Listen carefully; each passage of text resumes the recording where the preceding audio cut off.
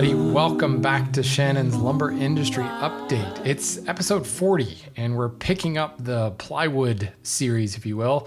And I'm going to be talking about the cores. I kind of saved this one, well, not for last. Next episode, I'm going to talk a little bit about the glue, but then I'm going to kind of bring in some questions from the audience. I've certainly been getting some questions about plywood over the last couple of weeks, which reminds me, if you do have questions about plywood, next show, I'm definitely going to be addressing them. So make sure you get over to lumberupdate.com. There's a forum there where you can submit your questions.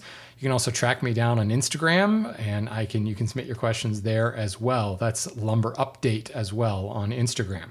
So definitely get your questions in. I'll be recording that show probably about 2 weeks from when this airs.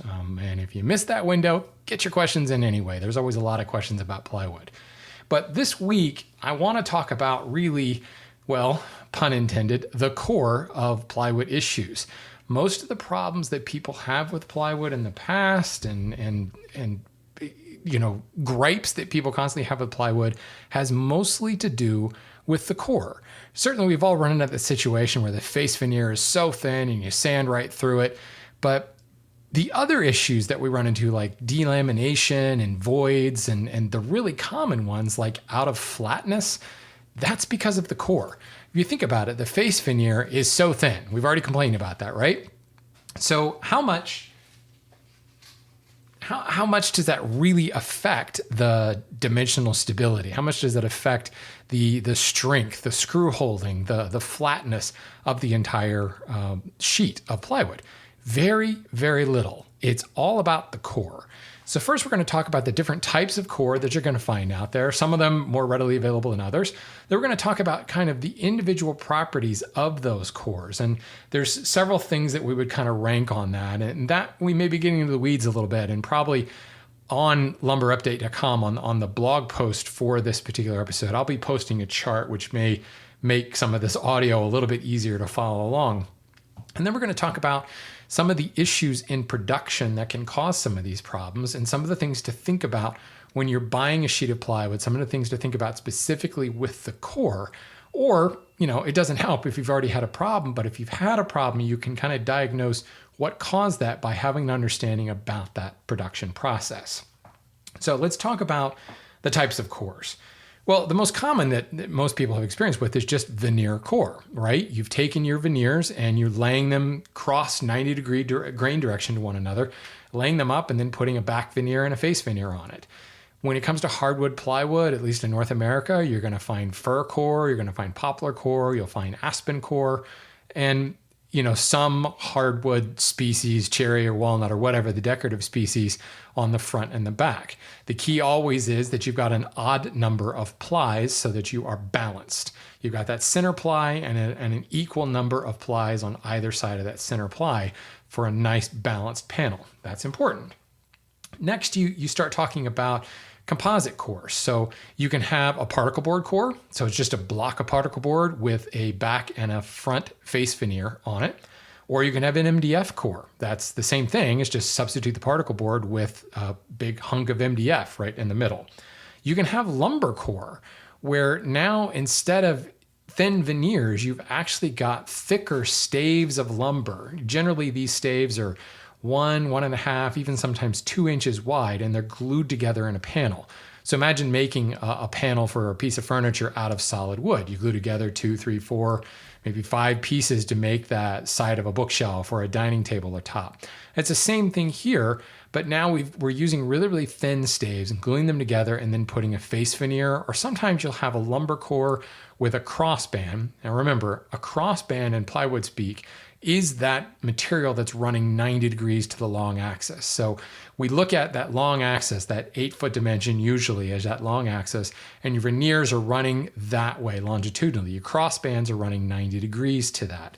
So you can have a lumber core with just a face veneer on top and a back veneer on the bottom, or you can have a lumber core with a crossbanded veneer. So just above and below, again, balanced around that lumber core center, you'll have a 90-degree crossband that's some type of veneer, and then you'll have 90 degrees to that, again, running with a long axis, the face veneer and the back veneer.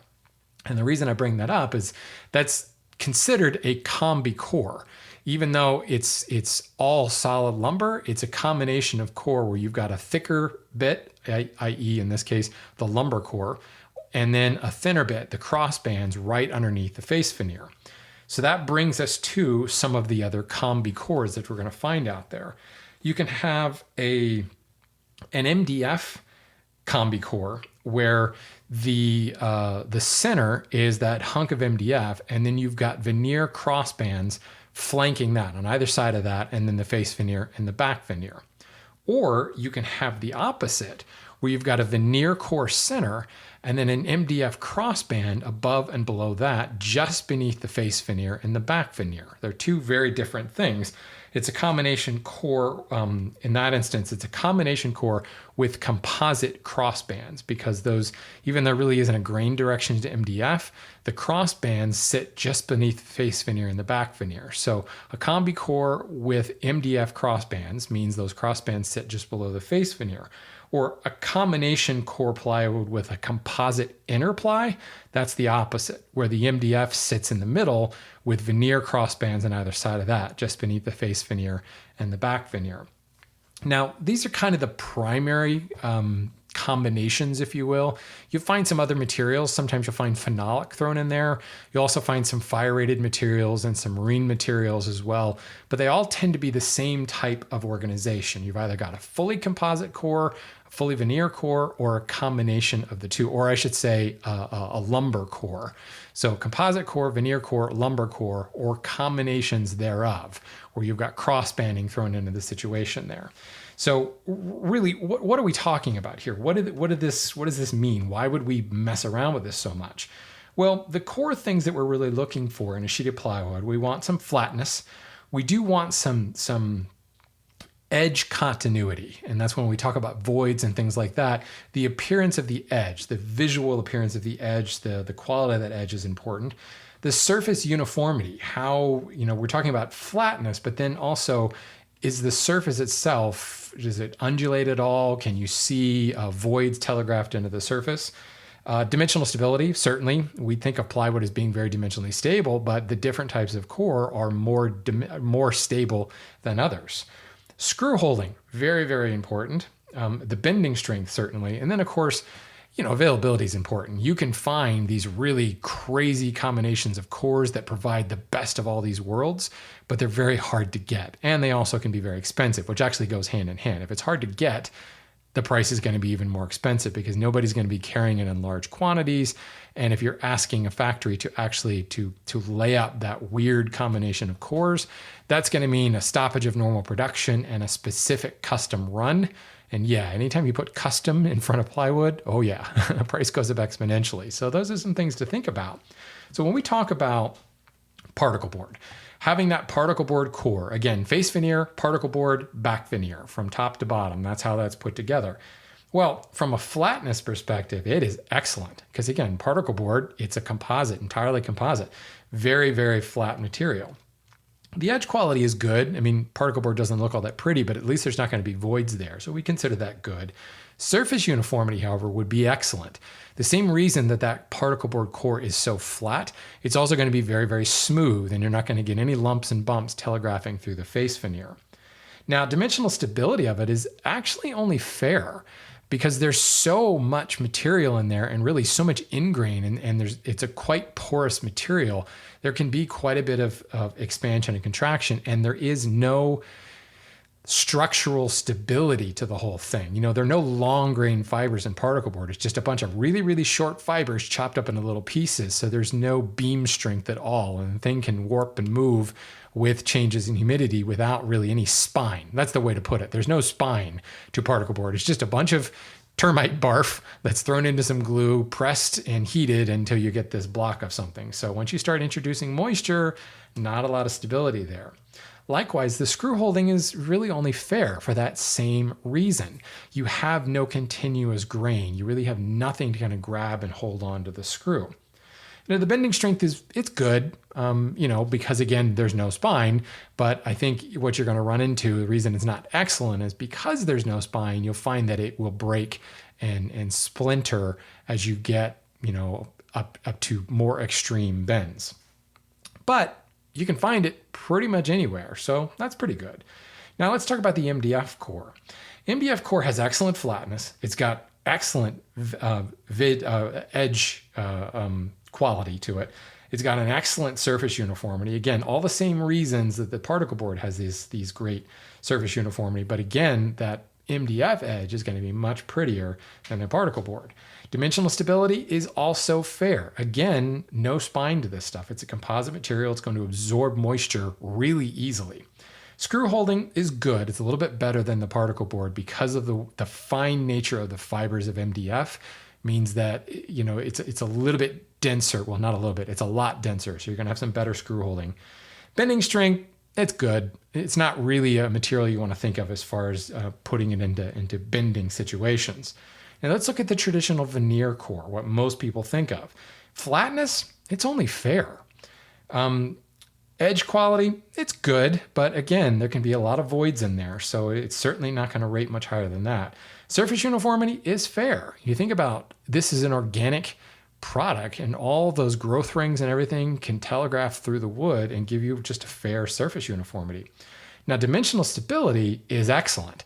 You think about why we create plywood in the first place. All that cross banding that we're doing is creating that nice dimensional stability. That's the whole reason that plywood was created in the first place. So veneer core, way up there. Excellent on the stability. Screw holding, excellent. Again, each one of those veneers has that continuous long grain, that spine to it. So you're going to get the spine, if you will, running 90-degree directions to one another. It's going to create incredible screw holding ability. And for the same reason, it's excellent from a bending strength perspective. So, a lot of people, there's a reason that veneer core plywood is around and continues to be around, and technological improvements with composites have not replaced it because it is ridiculously strong, really, really great for bending and great stability as well. So now let's look at lumber core. Well, from a flatness perspective, it's just good. You think about it, it's solid wood inside. It's gonna have some warpage that goes on to it. Edge quality, good.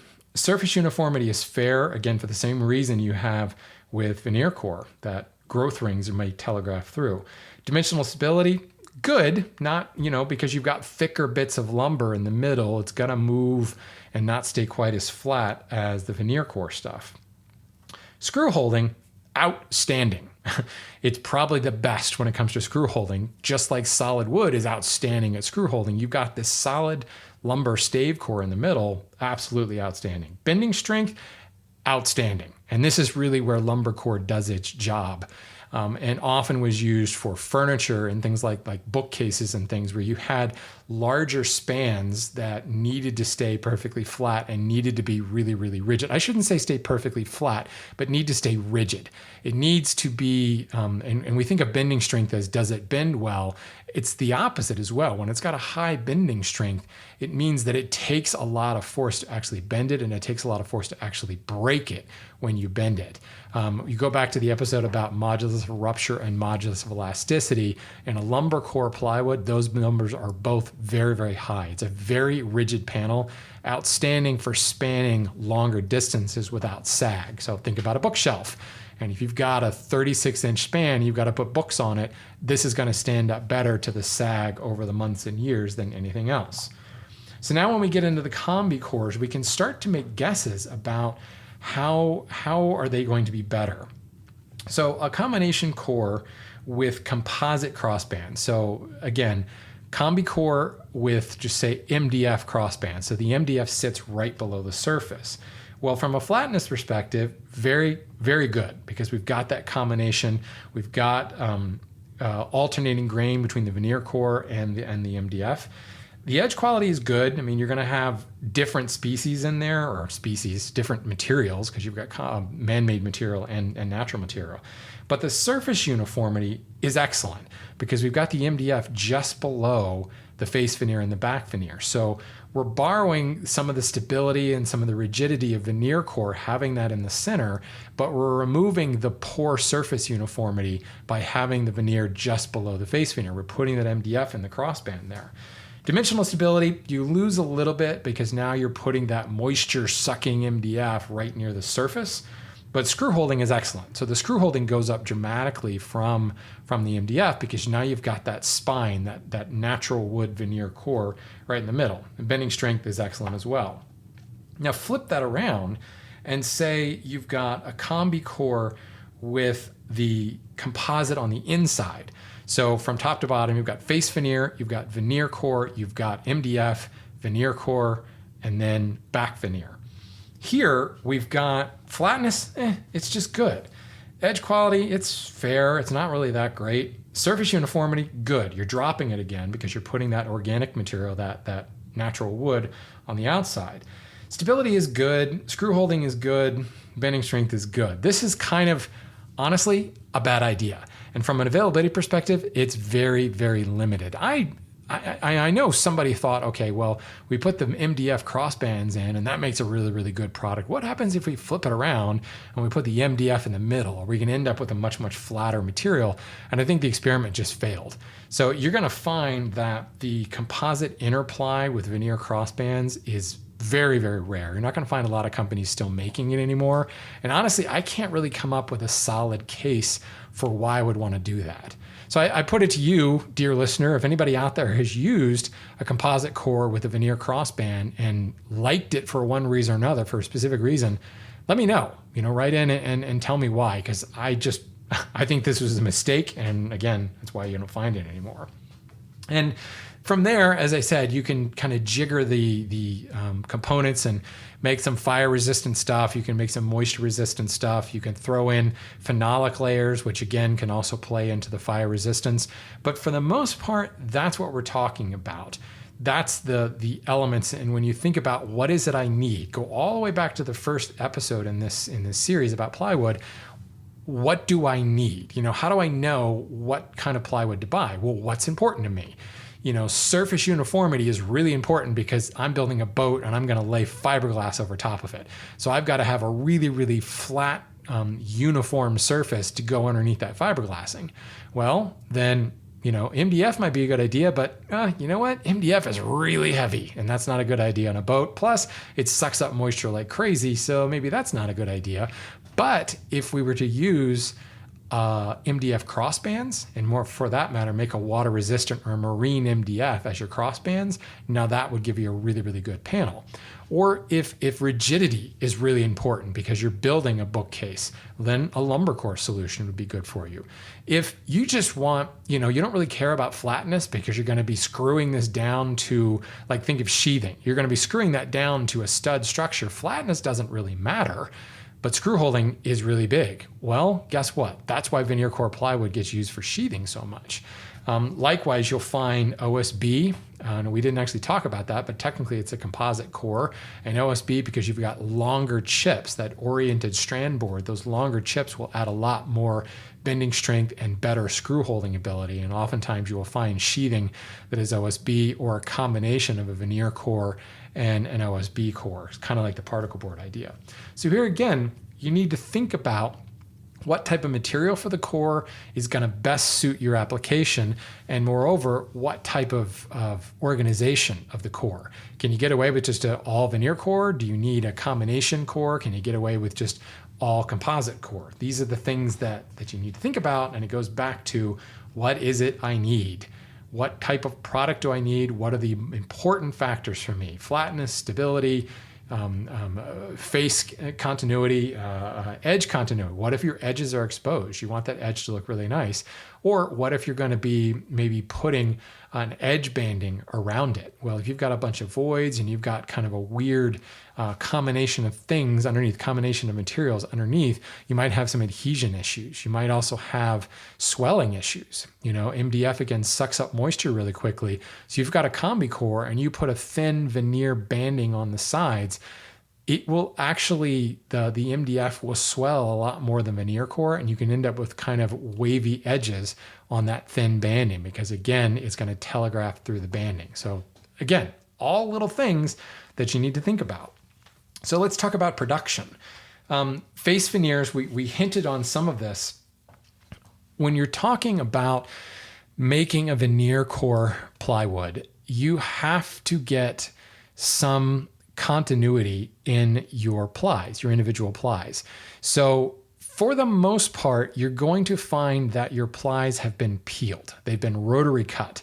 Going back to the face veneer episode, when we talk about the different ways of cutting veneer or slicing veneer, rotary cut is pretty much what most people do because that's what's going to yield the most material. It's the best yield from the log.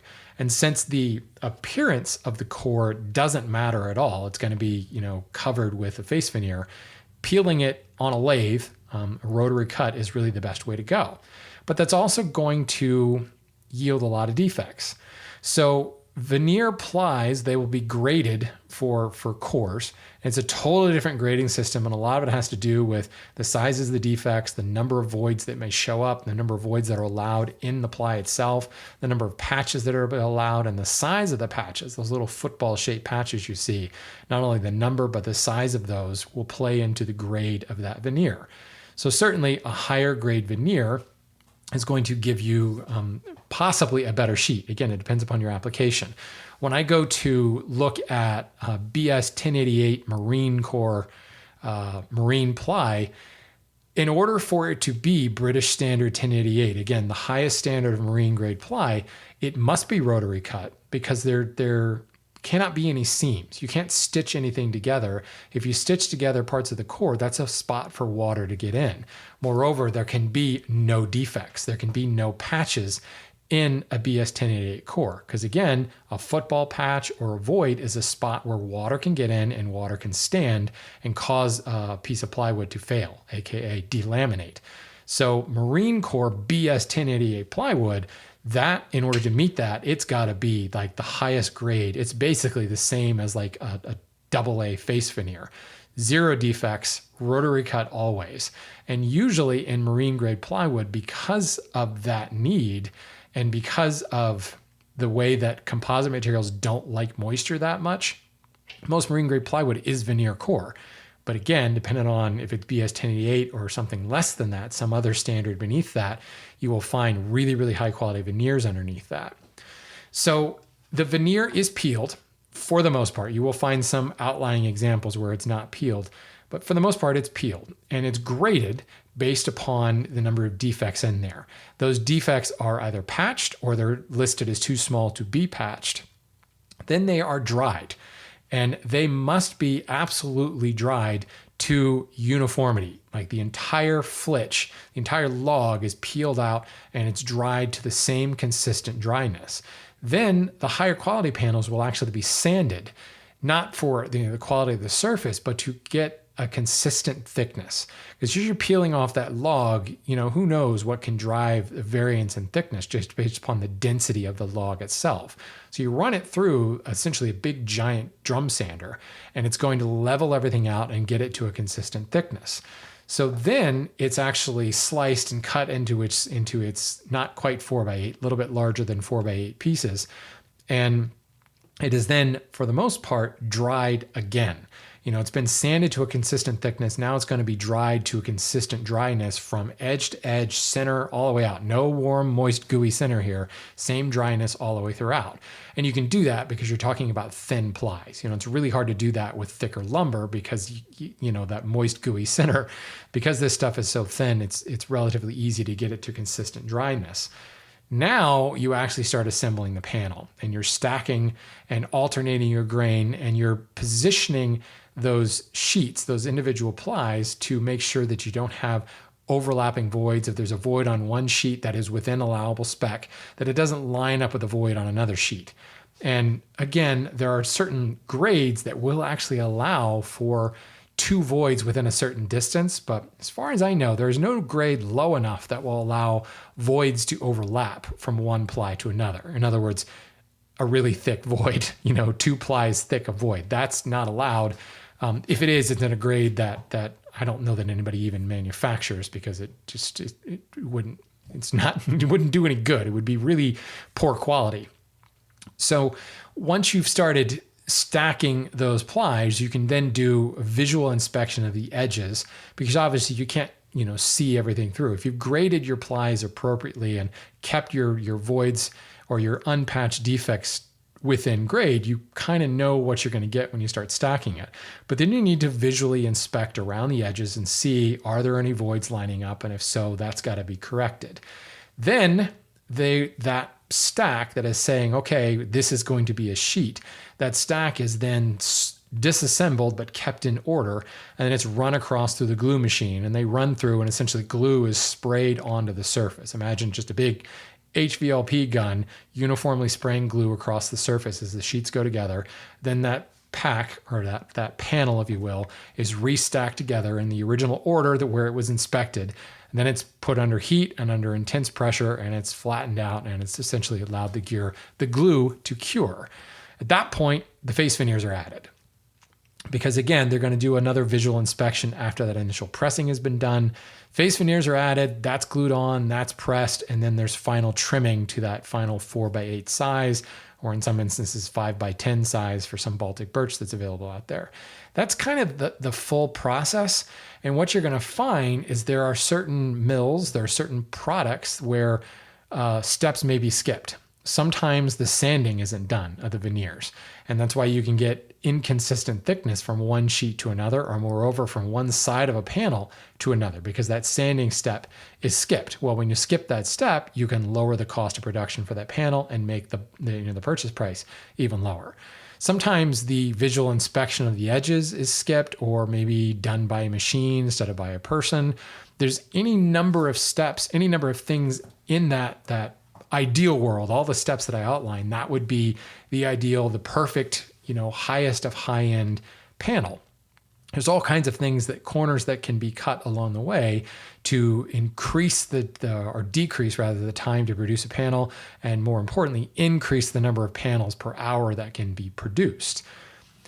From the glue to how uniformly dry and how low, what moisture percentage those individual veneers are taken down to.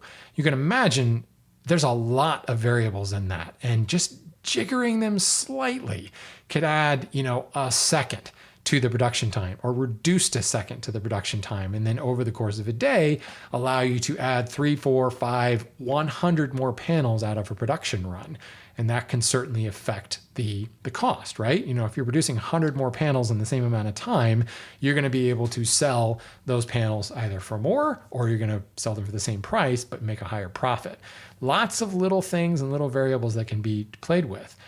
But as I've always said, plywood is a man-made, a manufactured product.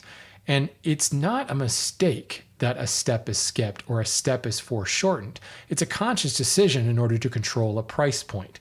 So, oftentimes I kind of poo-poo Chinese plywood because it's relatively crappy. Well, we have asked the Chinese to meet a certain price point. Okay, China, you want to bring some plywood into this market? We need you to make a $27 panel. Okay. The Chinese look at the production process and they basically remove a little bit here, remove a little bit there, speed up the conveyor belt for the glue. So the glue goes on even thinner. So glue stretches further, speeds up the time to produce that panel. Little things like that are jiggered around in order to decrease the cost to produce it. And then they come back and say, okay, here's your $27 a sheet panel. Well, how is it different? On a face value, it's a veneer core panel. It's using Douglas fir throughout. It's balanced. Here's the face veneers, all that stuff. And it still can be dimensionally, stability can be awful. Turns into potato chip immediately because those cores weren't dried all the way, or they weren't dried consistently. Or the glue was applied inconsistently. It's thinner in some areas than others, so more moisture in one part of the panel over the rest of the panel, causing that moisture gradient, which causes the whole thing to warp. Number of things. And this is not like, oh, this is crappily made. No, this is made to spec. This is made because someone said, here's the price point you've got to hit. So, and I'm actually, believe it or not, I'm defending the foreign mills because all they're doing is trying to find their place in the market. Certainly they're able to produce things cheaper because of lower labor costs, but plywood is nothing new. The production process has been the same for a while. The most significant change to plywood in the last probably 100 years is the type of glue we use, because NAUF and formaldehyde regulations that now allow that now basically say you can't use the old glue anymore, and most people have switched to a soy-based glue to keep that formaldehyde emission down in order to be CARB or TSCA compliant. That's really the major technological change. I mean, certainly you can talk about composite materials and things like that, but we figured all that out. And there are computer systems and automations that's being done to produce these things. And you can just imagine some guy sitting in a massive control booth, turning a knob a little bit to the left or a little bit to the right to speed up the conveyor belt to the glue in order to shave 3 seconds off a production run, which adds up over time, and it thins the glue out a little bit. Or turning a knob in order to change the atomization of that glue, to thin out the glue, to stretch that glue a little bit further. Think about the same thing, turning up the kiln just a little bit when it's drying those, or speeding up the conveyor belt as those leaves go through the kiln in order to get them through faster, but maybe not dry them as uniformly. Skipping the sanding step. All of this stuff is very calculated changes to the production process that will change your price point. So this takes me again back to the first episode in this series. What's important to you? And if you've had success in the past, what did you pay for that panel? So you should probably be paying the same amount, give or take a couple dollars. If you're finding a panel that is dramatically more expensive or dramatically cheaper, it's not going to be the same thing. It can look the same. It could even look the same on paper. You could say, oh, same number of plies, same species used, same glue being used, but it's cheaper. Why is it cheaper? It's not just magic. There's not somebody who just suddenly got very generous and said, you know what, Vern, let's cut $10 off the price of this sheet. No, that's not happening. There's something that has changed in the production process, and therefore price really, maybe if it's not your number one guide, it's number two. Number one should be what's important to you, because you can have everything in a piece of plywood, but you're going to pay through the nose for that. That perfect, ideal, perfectly manufactured panel, yeah, you're going to pay $300 a sheet for that panel, or $380. I've seen $500 a panel for like the Shangri-La of plywood, where every box is checked and every box is triple checked from a quality control perspective, and the grade of everything is the highest grade possible. Okay, yeah, $500 a sheet. Well, that's just not realistic. What you need to figure out is what's important to you and find something that's going to meet that important thing, whatever that element is, flatness, screw holding, whatever. And then you start looking at price and you start figuring, okay, well, I really can't afford $300 a sheet. There's no way I can quote this project for that. There's no way I can convince the wife to allow for that. Or you've got past experience. I paid $70 for this sheet in the past and I had a good experience with it. I ran into some voids here and there, but it wasn't really a big issue. I found good dimensional stability. And if you're making furniture, things like that, or you're routing or using a table saw to cut dados, the consistency of the thickness, that gives people fits. People are always complaining about the fact that you've got to use those weird shims in your dado stack because it's not actually 3/4 of an inch thick. Well, it also may not be the same thickness from one side of the sheet to the other, and that's because you bought a cheaper panel. So price and the elements to consider, those are important. And if you're not finding something through experience that's working for you, step back and look at, okay, what could be skipped in the production process? And now I'm going to go searching for a more expensive sheet. If I find one that's $10 more, ask your dealer, why is this $10 more than this panel here? And you know what? They may not know. Cut the local guy at the local lumberyard some slack because they probably didn't buy it. And even their buyer may not quite know. But you can dig a little bit deeper and you can find out who manufactured the panel. What actually, who made it? It's Columbia Forest Products. Okay, well, what does Columbia Forest Products call this particular sheet? They must have a model number or a particular brand name for it. Then you can go online and you can see what is it, how is this produced? Why is this different from the other products in Columbia Forest line? Or, Fess Hall carries a whole bunch of unusual combi core type products. Well, how is this product different from this product? And if you know who makes it and what that manufacturer actually calls that particular panel, you can dig in, you can find out, okay, these are the steps they're going through in the production process, and they're sanding this product, but they're not sanding this product. So that's why product A is more expensive than product B. And you're gonna know, because they're spending time to sand it, I'm gonna have a more a consistent or uniform thickness throughout, and more than likely a more dimensionally stable panel because all of your veneers are going to be the same thickness. So, there's a lot of unknowns here, and the important thing is understanding how these products are made and understanding how these corners can be cut. And that sounds so nefarious, right? Somebody's in there cutting corners in order to make a quick buck. Maybe that's going on, right? I mean, you assume the worst in people, but really it's intelligent jiggering of the elements in order to meet a price point. So just recognize that. And again, recognize that we, the consumers, are the ones that are complaining and moaning about how expensive it is. And boy, I wish I could find a panel that was $50. Well, if the market says that enough, somebody's going to produce a panel that's $50. And is it going to be lower quality than a $70 panel? Hell yes, absolutely. But you know what? The market demanded a $50 panel. So, speak and the manufacturer listens. So, it's just economics, right? So it's not really something we can complain about. We just have to understand how we go about finding a better sheet of plywood if that is actually what we need. So there's a lot to be considered. And honestly, I say this a lot in plywood, but this is literally tip of the iceberg. There are so many grading rules around the core, the veneer ply and core, but there's a bunch of grading rules that apply with even the combi core. How is the MDF manufactured? And that gets into a whole other rabbit hole. So there's a lot of different things to consider here.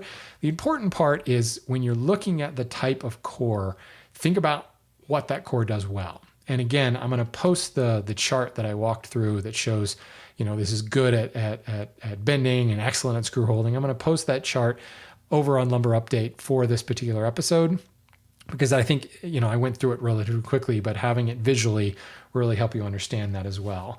And that chart is actually coming straight out of the Hardwood Plywood Handbook. It's put out by the HPVA. I mentioned it a couple episodes ago. I'll even link to that again as well if you're interested in picking up a copy. So that'll do it for core. Again, next week, folks, I'm going to open things up to plywood questions. I'm going to spend a little bit of time talking about glue, maybe 5-10 minutes. Knowing me, I could stretch that to 10 minutes, but there's some things to be mentioned about glue as we get into regulations, and we'll cover that next week. But otherwise, send in your questions. Now's the time to take what you've learned from these episodes about plywood and send me some educated questions or uneducated questions. Those are always fun too. So there we go, folks. That wraps up episode number 40. Thanks for listening, and go buy some plywood.